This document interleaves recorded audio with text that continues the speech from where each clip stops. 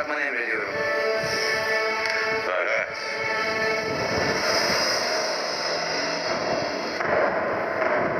Hizmetimde olduğunu unutmayasın Noyan. Öyle değil mi Gonca Gül Hatun? Sultanımız doğru der.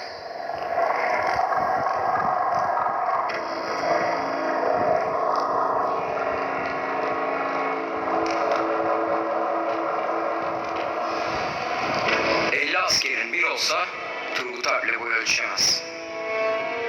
Turgut Alp gibi bir Alp'in hizmetimde olmasını isterim. Tıpkı senin gibi güçlü bir askerin hizmetimde olmasını istediğim